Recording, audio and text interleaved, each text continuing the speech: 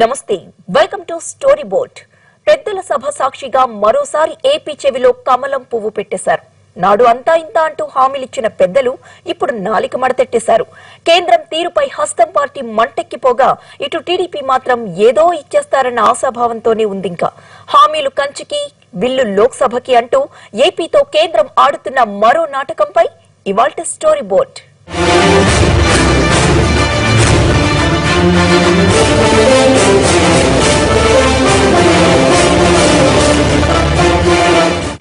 మీరడిగితే మేమివ్వం, మేమిస్తేనే మీరు తీసుకోవాలి. ఇది ఇప్పుడు ఏపీకి ప్రత్యేక హోదాపై కేంద్ర ప్రభుత్వం తీరు. హోదా కోసం 2 సంవత్సరాలుగా 5.5 కోట్ల మంది ప్రజలు ఉద్యమం చేస్తుంటే చీమైనా కుట్టినట్లు లేని కేంద్రం రాజ్యసభ సాక్షిగా మరోసారి దగా చేసింది. కేవీపీ ప్రైవేటు బిల్లుపై ఓటింగ్ జరగబోతుంది అనుకున్న తరుణంలో అది ఆర్థిక బిల్లు అంటూ సైందవుడిలా అడ్డుపడిపోయారు కేంద్ర ఆర్థిక మంత్రి అరుణ్ జైట్లీ.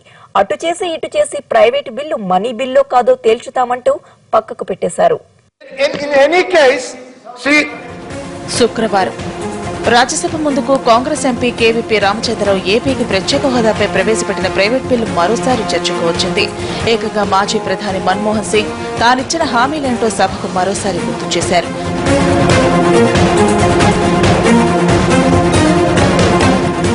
ఏపీకి ప్రత్యేక హోదా ఇవ్వాల్సిందేనని కుంటబద్దలు కొట్టారు. ఎంపీ కేవీపీ బిల్లుపై ఓటింగ్ కు, డివిజన్ కు పట్టుబట్టారు.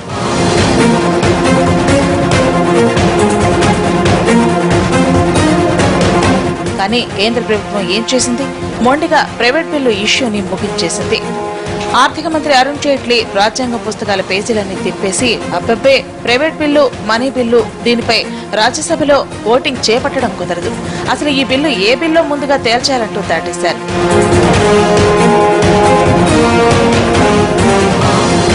ఆంధ్రప్రదేశ్ విభజన వ్యవహారంలో వెల్లడిగా మారిన కాంగ్రెస్ ఏపీకి ప్రత్యేక హోదా పోరాటంతో బీజేపీని ఇరుకున పెడుతోంది.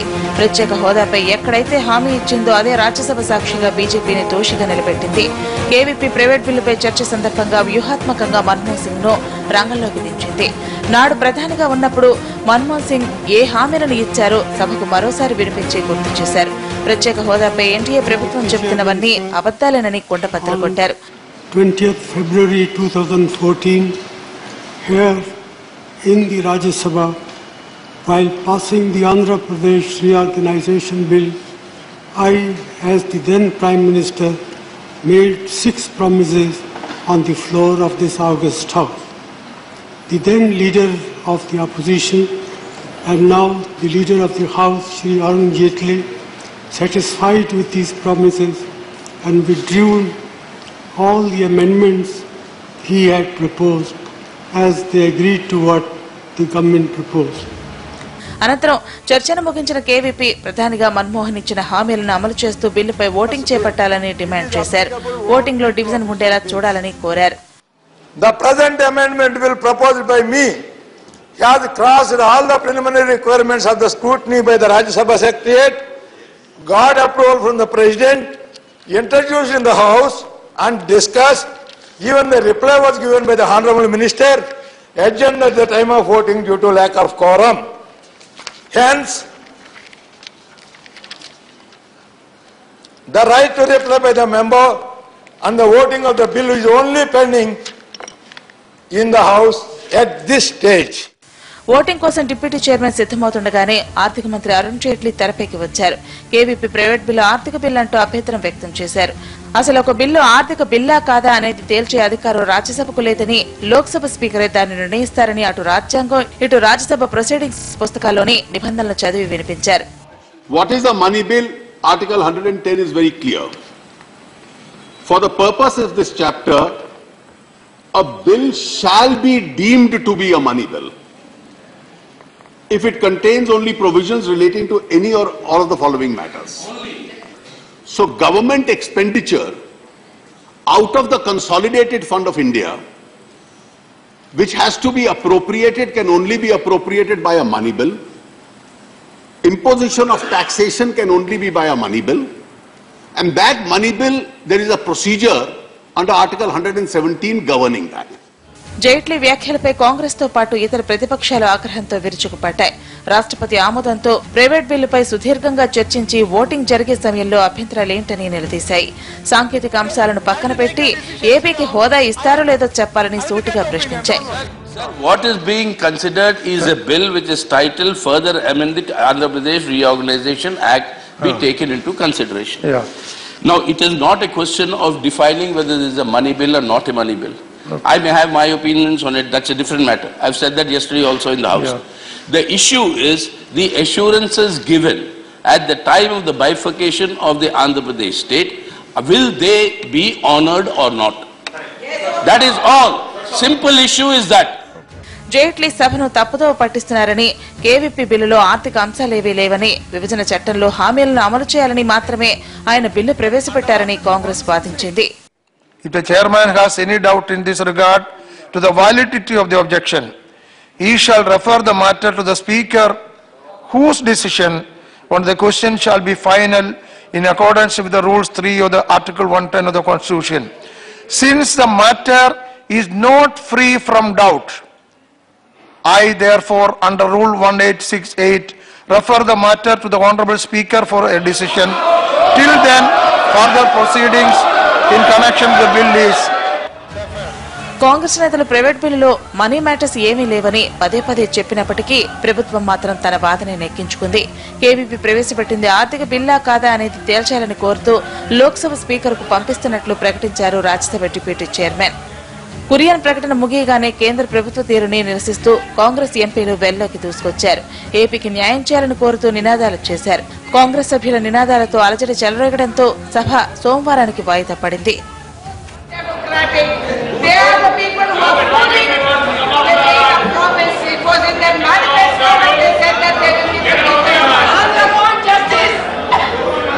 కేవీపీ ప్రవేశపెట్టిన ప్రత్యేక బిల్లు మనీ బిల్లు అవునో కాదో తరువాతి సంగతి. ఏపీకి ప్రత్యేక హోదా ఇచ్చేది ఉందా లేదా అన్నదే అసలు సంగతి. అయితే కేంద్రం తీరు చూస్తుంటే మాత్రం ఆ ఆశ ఇసుమంతైనా కనిపించడం లేదు. నిన్న అరుణ్ జైట్లీ ప్రత్యేక హోదా ప్రైవేట్ బిల్లుపై ఓటింగ్ ను అడ్డుకోవడం ద్వారా ఇదే విషయాన్ని చెప్పకనే చెప్పారు. ఇంతకీ అరుణ్ జైట్లీ ఏం మాట్లాడారు? రాజ్యసభ ముందుకు ఆయన తెచ్చిన పాయింట్లేంటి? Stands fully committed to fulfill all legal obligations that we have towards the state of Andhra Pradesh in a peculiar situation arising out of the bifurcation of the state itself. ఆర్థిక మంత్రి అరుణ్ జైట్లీ మాటలు వింటే ఏపీకి సాయం చేయడంపై ఎంతో చిత్తశుద్ధితో ఉన్నట్లు అనిపిస్తుంది కదా. కానీ తర్వాత ఆయన మాట్లాడిన మాటలు చూస్తే ఏపీకి ప్రత్యేక హోదా ఇస్తారా అనే అనుమానాలు రేకెత్తక మానదు. ప్రత్యేక హోదా కోసం కేవీపీ రాజ్యసభలో ప్రవేశపెట్టిన ప్రైవేట్ బిల్లుపై ఓటింగ్ ను అరుణ్ జైట్లీ అడ్డుకున్నారు. బిల్లుపై చర్చ అంతా పూర్తయ్యాక మనీ బిల్లుపై ఓటింగ్ చేపట్టడం రాజ్యసభ పరిధిలోకి రాదంటూ కొత్త వాదన తెరపైకి తెచ్చారు. లోక్సభ అధికారాలేంటి, రాజ్యసభ అధికారాలేంటి, ఏ సభ పరిధి ఎంత అంటూ రాజ్యాంగాన్ని వల్లివేశారు. Therefore, when I am speaking in terms of the power and jurisdiction of the upper house,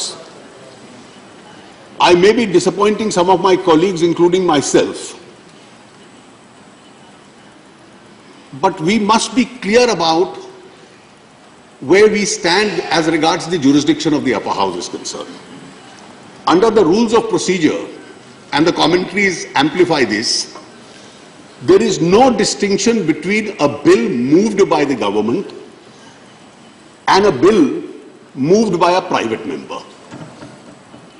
The same set of constitutional guidelines as also the rules of procedure apply to both of them. In most matters, the two houses have jurisdiction which is independent and equal. The framers of the Constitution, however, kept certain matters away from the upper house and vested them only in the lower house. And the reason is the following. Probably the reason they must have done it. The Lok Sabha is a directly elected house. It's elected on a manifesto. The Rajya Sabha is an indirectly elected house. ద్రవ్య బిల్లుల విషయంలో లోక్సభకు 4 ప్రత్యేక అధికారాలను రాజ్యాంగ నిర్మాతలు కట్టబెట్టారని అరుణ్ జైట్లీ అన్నారు. ఒక బిల్లు మనీ బిల్లు అవునో కాదో కూడా తేల్చాల్సిందే లోక్సభేనంటూ అభ్యంతరం పెట్టారు. And there are 4 specific rights that the lower house has, which the constitutional framers did not give to the upper house. Article 117 is very clear that a money bill can only be introduced in the Lok Sabha and not in the Rajya Sabha. It's clearly stated in so many words in the Constitution. The second, a money bill can only be voted in the Lok Sabha and not in the Rajya Sabha. The third, if a dispute arises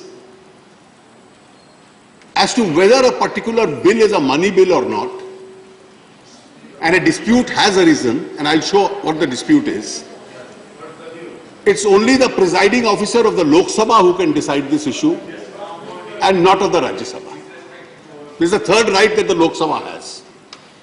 And the fourth right that the Lok Sabha has is, if the money bill fails, the Lok Sabha has a right to see that the government goes. Now this whole argument that these are special rights which only the Lok Sabha was given under the Constitution. KVP ప్రవేశపెట్టిన ప్రత్యేక bill ఎలా money బిల్లో కూడా వివరించారు Arun Jaitley. In his bill, most of the aspects that he mentions are expenditure coming out of the consolidated fund which will have to be appropriated. Now, can that appropriation be done by the upper house? Can that bill be introduced in the upper house? That's the principal question, and that's a dispute. That's a dispute. And therefore, under Rule 186(7), it's very clear of the rules of procedure, 186 of Rule 7, on a bill, that's a money bill, on a bill being introduced in the council or at a subsequent stage, if any objection is taken that a bill is a money bill within the meaning of Article 110 and should not proceed within the council, the chairman shall, if he holds the objection to be valid, direct that further proceedings in connection with the bill will be terminated. If the chairman has any doubt in regard to the validity of the objection, he shall refer the matter to the speaker, whose decision on the question shall be final in accordance with Article 110(3). Congress ఎంపీలు ఎంతగా అభ్యంతరం చెప్పినప్పటికీ KVP ప్రవేశపెట్టిన bill money bill అవునా కాదో తేల్చాలంటూ deputy chairman కోరారు. దీంతో deputy chairman Kurian బిల్లును లోక్సభకు పంపారు. ఒకవేళ లోక్సభ కేవీపీ ప్రవేశపెట్టిన బిల్లు మనీ బిల్లు అని తేల్చితే బిల్లు కథ ముగిసినట్లే. ఎందుకంటే మనీ బిల్లును లోక్సభలోనే ప్రవేశపెట్టాలి. ఏపీకి సాయం చేస్తామంటూనే ప్రత్యేక హోదాపై మాత్రం దాటవేత ధోరణి వ్యవహరిస్తోంది కేంద్రం. కేవీపీ బిల్లు సందర్భంగా ఇది మరోసారి రుజువైంది. పెద్దల సభ సాక్షిగా మరోసారి ఏపీ చెవిలో కమలం పువ్వు పెట్టింది బీజేపీ. ఇన్నాళ్లు రకరకాల కారణాలు చూపిన కేంద్రం ఇప్పుడు తన వైఖరిని రాజ్యసభ సాక్షిగా బయటపెట్టింది. ఇచ్చిన హామీల్ని పెద్దల సభ సాక్షిగా మరోసారి గంగలో కలిపేసి హోదా అంశాన్ని దాటేసింది.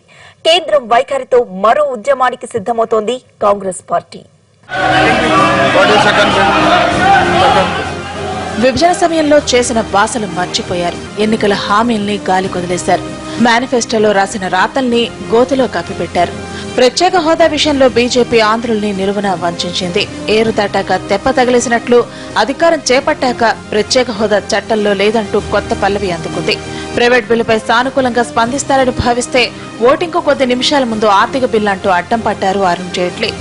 मनी बिल का तो मतलब ही नहीं है. देखिए, ऐसा है कि अगर हम कल एक यूनिवर्सिटी सेटअप करते हैं और यूनिवर्सिटी के लिए एक पैसा चाहिए, तो जो हम बिल लाएंगे राज्यसभा में या लोकसभा में कि सेटिंग अप 5 यूनिवर्सिटीज, वो मनी बिल थोड़ी ना हो जाएगा.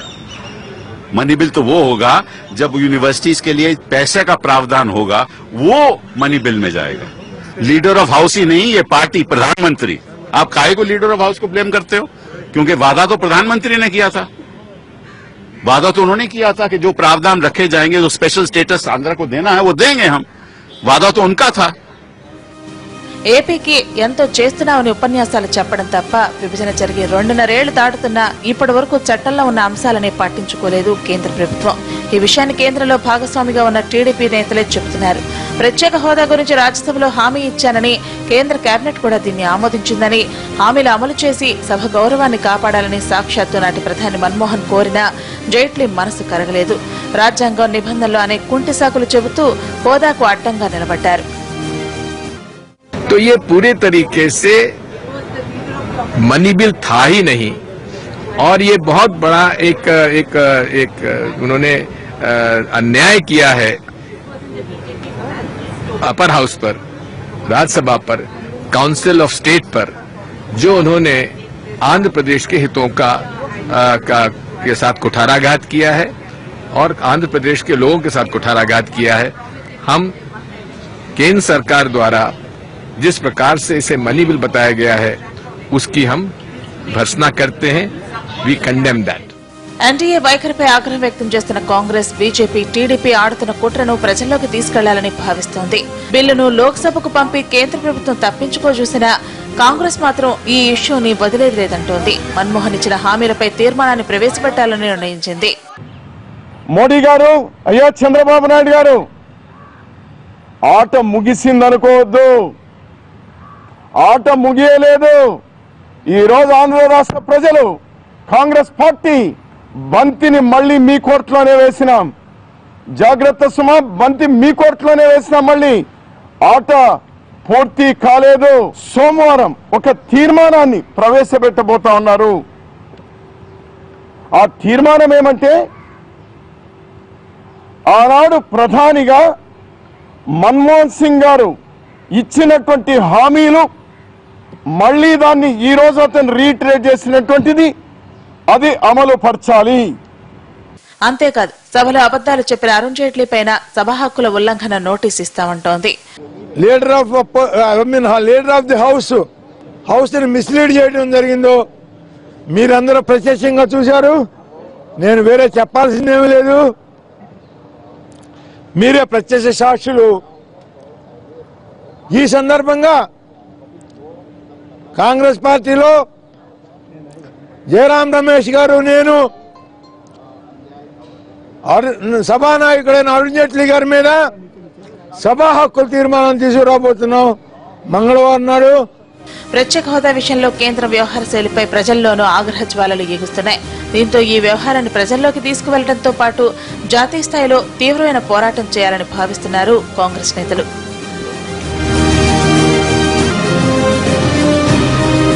ప్రత్యేక హోదాపై రాజ్యసభలో ఇంత రాద్ధాంతం జరుగుతుంటే ఢిల్లీ పర్యటనలో ఉన్న ఏపీ సీఎం చంద్రబాబు ఎంపీలను వెంటేసుకుని వెళ్లి ప్రధానిని కలిశారు.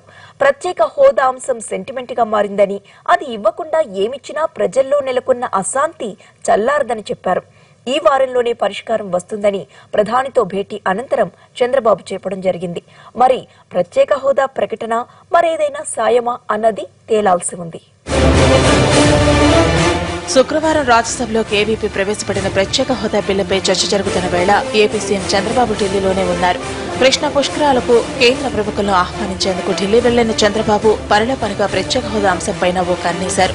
జరుగుతున్న తాజా రాజకీయ పరిణామాలపై ఎంపీలతో సమావేశమయ్యారు. ఉదయం ఓసారి పార్లమెంట్లో, మరోసారి ఎంపీలతో మంతనాలు జరిపారు. ఆ తర్వాత ప్రధాని కలిశారు. మోడీతో దాదాపు 45 నిమిషాలు భేటీ అయిన ఆయన చంద్రబాబు ప్రత్యేక హోదాపై చర్చించారు. స్టేటస్ మినహా ఏదిచ్చినా ప్రజలు శాంతించరని మోడీకి స్పష్టం చేశామన్నారు బాబు. ఏపీకి ప్రత్యేక హోదాతో పాటు పోలవరం ప్రాజెక్టు నిధులు, ఇతర విభజన హామీలు నెరవేర్చాలని ప్రధానిని కోరినట్టు చెప్పారు చంద్రబాబు. ప్రధాని కూడా సానుకూలంగా స్పందించారన్న బాబు ఈ వారంలో పరిష్కారం వస్తుందని ఆశాభావం వ్యక్తం చేశారు. లేదు, నేను కూడా ఆలోచిస్తున్నాను. తప్పకుండా మీరు ఇచ్చిన, మనం అందరం కలిసి ఏదైతే హామీలు ఇచ్చామో అవి నెరవేరుస్తాం. మిగిలిన విషయాలు కూడా మేము ఎగ్జామిన్ చేస్తున్నాం.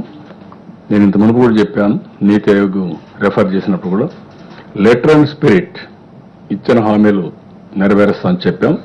అది నిలబెట్టుకుంటామని వారు చెప్పారు. ఎంపీలు విన్నప్పుడు ఆ విషయం చెప్పారు.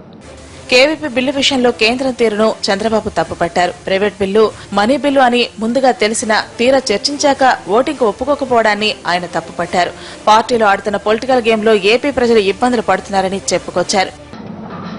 ఆ రోజు గట్టిగా పట్టే ప్రాబ్లం లేదు కదా, can they answer for that?